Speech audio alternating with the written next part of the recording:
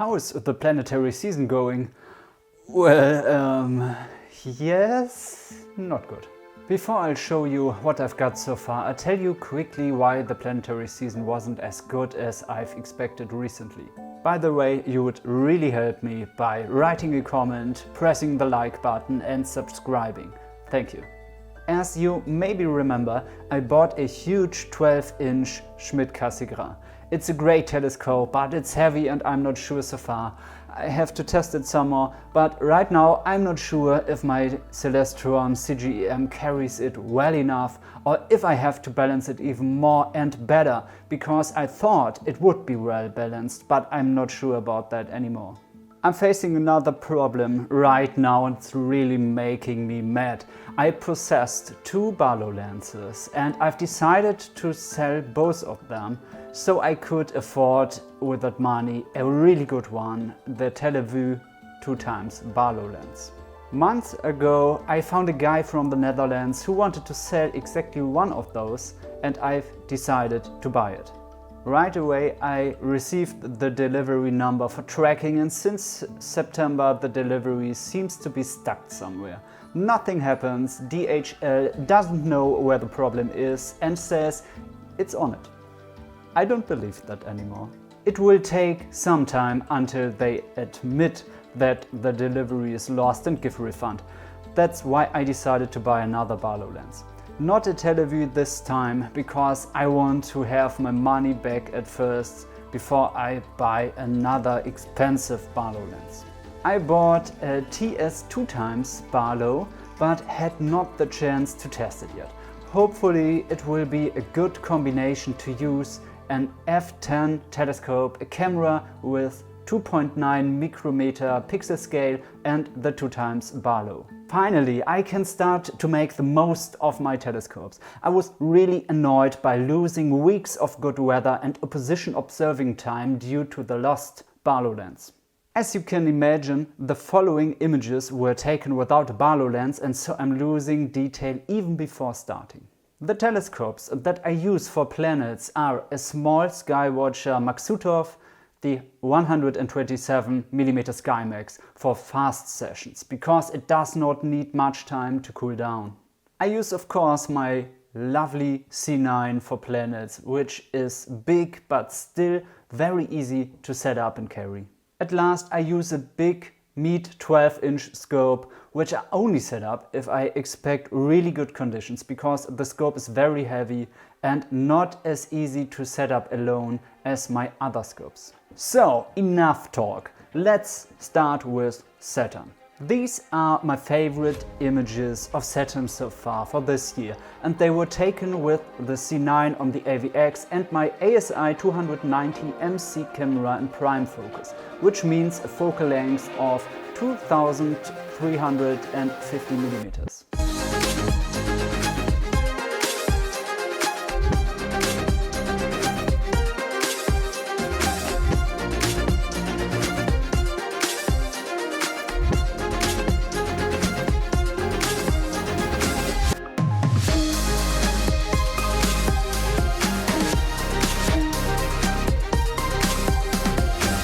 Maybe you already know it, the best observing time for Saturn is already over, but it stands still high enough for some shots.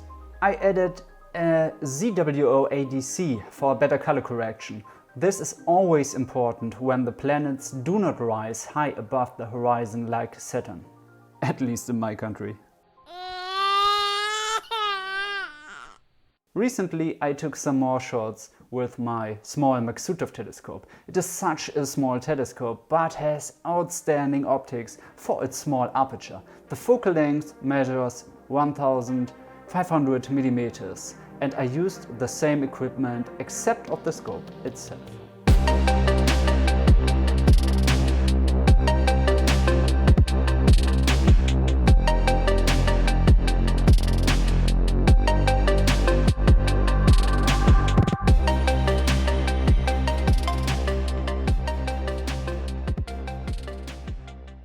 Now let's go on with my favorite planet, the god of the universe with its distinguished red eye, Jupiter. This image came out of my SkyMax as well, the Maksutov telescope.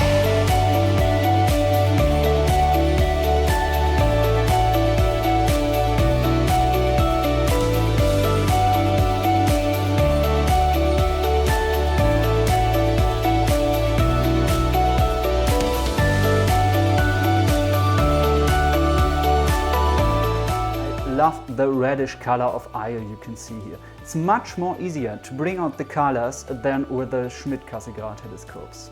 This is the moment when you profit from the higher contrast of Maksutov scopes in comparison with SCs. There is less obstruction in Maksutov systems. That's the reason why.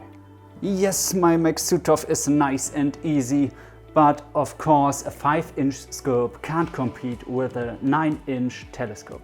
These are some images I took with my beloved C9.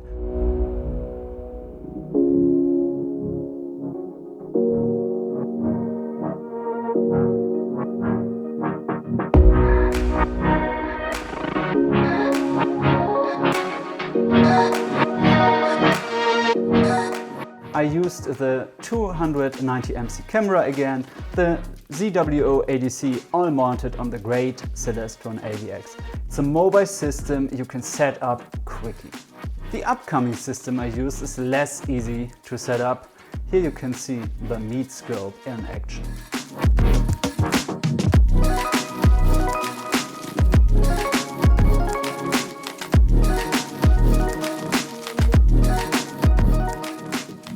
The bigger the aperture is, the better the conditions need to be, otherwise you won't see more details. A bigger aperture only means that there is a possibility to get more details, but it's not a promise.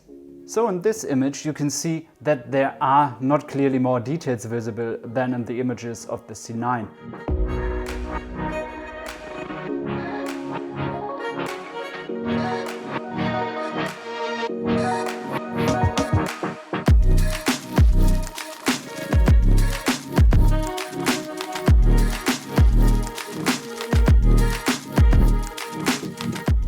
Once there will be great conditions and the telescope will show what it can. Simply, that did not happen yet. But that's no problem, I'm patient. Anyway, without a Barlow lens, there is no big chance to get a really detailed image. Maybe I've got some cool images for you soon, because now I'm ready for Mars and its upcoming opposition. Did I shoot Mars yet? Yes, I did. 3 times this year. There's not a single image I like so far.